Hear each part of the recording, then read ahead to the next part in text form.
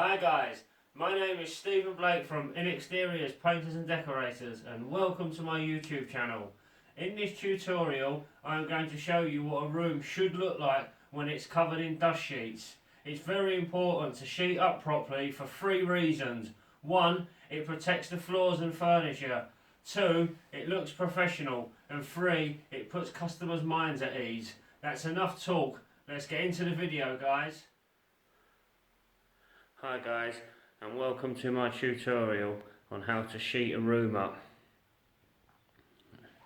In this tutorial I'm just doing a video and showing you how a room should be sheeted up. Right, what you can see is everything that's pushed into the middle of the room with sheets over it, and then what you want to be able to leave is a walkway round.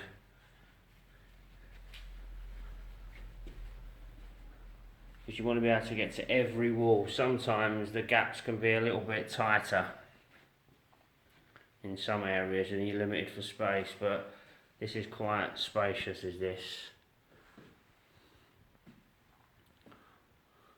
You can see everything's covered there. All the floors sheeted, and I can get to everywhere nice and comfortable. And that's what it's about, just trying to work comfortable and being organised. And that, guys, is what a room should look like